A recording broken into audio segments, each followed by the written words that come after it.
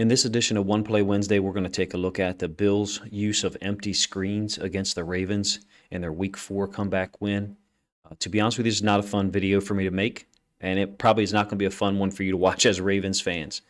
There's some issues here that could be systemic in terms of alignment and recognition, and it's a small sample size for me to make that designation and be sure of that. So, take that with a grain of salt. But credit the Bills. They found a concept, screens, that worked for them, and then they went back to it multiple times. I think I have them running screens 4 times in the second half. I'm going to show you 3 of them, I believe. If you're a Ravens fan and you have a quick or an easy vomit reflux or vomit reaction, you may not want to watch this one. You may just want to sit this one out, all right, because it's not fun. It's not fun for me to make. It's not fun for me to watch. So this is a screen initially. I think this is the drive when Buffalo goes down and ties it at 20. It's a touchdown drive, I think, in the third quarter. It's a nice little screen to the number 3 receiver to the top side. So it looks like, hey, this is good blocking. And if you want to focus on Chuck Clark missing the tackle, you may do so. It is a missed tackle. It is a tackle he's capable of making. It is a missed tackle that we expect him to make. And if you can't make that, then you can't play for us at some point. Having said all that, he never should have been put in that position in the first place, guys. So let's talk about a couple of things, and we covered this in a video a little bit already, but it's One Play Wednesday, and that's what I'm trying to do, is promote awareness, or at least awareness from the knowledge base that I have, and some of y'all probably have more or different knowledge base than me, so there's things that you'll point out in the comment section, elements that I missed. So we're bringing 6 against empty. The math just doesn't work. And when I say the math just doesn't work, I wish I need a better mouse pointer so I can just kind of cross this out, and you can't even see these guys. So a professional level mouse, if you have any suggestions, link it up. All right, so we're defending with 5 against empty. So it's clearly, just straight man. Or is it? How can it be straight man? This makes sense. This makes sense. Okay, man. Man there. Okay, the matchup I'm going to talk about is, how can this be man? How can you stand there as a coach and say, we're going to play man on the number 3 from 13 yards depth, 14 yards depth, something like that. Do the math for me there, all right? At this point, I kind of don't care. I've watched this play so many times, and a friend of mine used to say to me, Coach, no matter how many times you watch it, we're still not going to make the tackle. It's like a punishment for yourself. Ingraining a lesson in your head. And I just don't know if we're learning those lessons. And you'll see why in a couple minutes here. I'm talking a little slower today and being a little measured, trying not to be angry, because, this is putting players out on an island. And there's a lot of space on the football field. Offenses are going to be able to create space because of the formation and the talent level of the guys they have. Yeah, I understand that. I get it. But we're not lined up. We're not lined up. This is the number 3 receiver, Patrick Queen, is inside leverage on him. What I was taught is your second defender in from the sideline needs to leverage 2. So this is the number 2 receiver, I think Knox, the tight end up here. So we are out leveraged, meaning this safety, who's the second guy in from the sideline, that's the number 1 guy in from the sideline, he's number 2. He's not out leveraging 2. Does that mean that he has to be here, outside of 2 all the time? I mean, no, that is where we lined him up.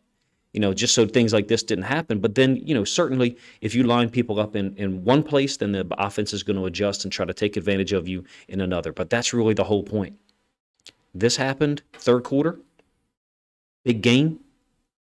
Clark got isolated, didn't make the tackle. Why? We're blitzing Patrick Queen. And if that's not enough, we're blitzing Josh Bynes. And we're bringing these 4 D linemen. I drew these same lines on the screen last night, so if you watched that video, and you're tired of me talking about this play, my apologies. We'll get to another one here in a moment. I don't think we're protecting our guys. I don't think we're giving them a leverage side. Looks like a Wink Martindale defense in this video. All right, so now here we are, a game-winning possession, I believe. I may be wrong on this play, actually. This may come from the possession where we stopped them, but I don't think so. You can see this is slightly different. Remember what I talked about leveraging 3 or 2? Excuse me. There's 1, there's 2, there's 3. Now we're in between 2 and 3 here, right? But if they do throw a screen, we would have 1, 2, 3, and then as long as we don't blitz Malik Harrison, he becomes the 4th defender, running inside out. So we would have somewhat similar situation at the moment the guy catches the ball. The difference is we would have a pursuing linebacker from the inside out trail. We didn't have him on that first play because we blitzed Patrick Queen. We blitzed 6 against empty. All right, this is slightly different, like I said, and there's a lot of lack of awareness. Now Patrick Queen sees it, so he's the only guy that sees the back right now. We're playing cover 2 here, so we've got a corner, and then we got a safety over the top. It appears to me as if we're kind of playing cover 2, but Marcus Peters is kind of carrying this guy. So up to the top side, it's not cover 2. To the bottom side, it looks like cover 2 initially, and then Chuck Clark is going to bail to like the middle of the field. You're dropping the safety down, so you could have your second level defenders there. This could be like a cover 3 that we're trying to disguise and make it look like cover 2 in the beginning. The problem is we got no awareness of the running back from the defensive end position, none. We don't do anything in terms of recognizing him trying to cross my face. We actually stem in the B gap because we think it's pass. That's fine. You get a pass read, but you got to have soft eyes on a running back. You can't let people cross your face. You know what this is called? Out leveraged. You're being out leveraged. Out leveraged just means you letting this guy get further to the sideline than you are. And then, the tackle is going to stay with him. Everybody else is going to release in terms of the linemen, and they're going to pick us up. They do a great job of getting to Malik Harrison, walling him off, and the running back cuts it up inside like a 16-yard gain. That one I'm not as angry about, to be honest with you, because we showing like a cover 2 to that side and then kind of rolling it to a 3. This is frustrating and maddening. This is the drive to kick the field goal to go up 23-20. Guys, the first play I showed you, we brought 6. We brought the 2 inside backers. We gave up a big gain. Chuck Clark missed that tackle. Same formation. Very, very similar. You have the tight end here. That looks like Shahir. Forgive me for mispronouncing his name. I don't mean to be disrespectful. And then this is the running back up here. So it's a different screen. It's a different type of screen in terms of who's getting the ball. The number 1 receiver is getting the ball, which is the running back. But conceptually, you have the same thing. We're bringing 6. How can this happen? How can you get beat by empty screen, bringing 6, and then the next time you see it, you do the same thing?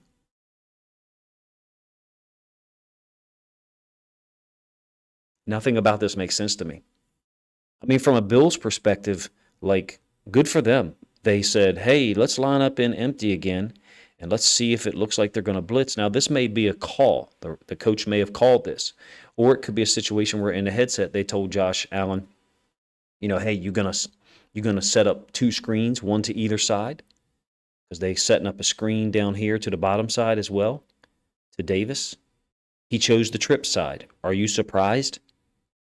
We're getting chewed up by trips. This is empty trips. I got bad news for you, man. If you're a Ravens fan, you're still listening, but you're probably not, because you can tell by how ridiculously distraught I am about this. The Bengals line up in empty a lot, a shit ton. And they are going to attack with screens. They're going to attack with short stuff. And then they're going to, run the fake screen and go long. They scored on that against us last year at home in Baltimore. Remember week 6 against the Chargers? On a 3rd down, the Chargers run a screen to the right. Chuck Clark jumps it.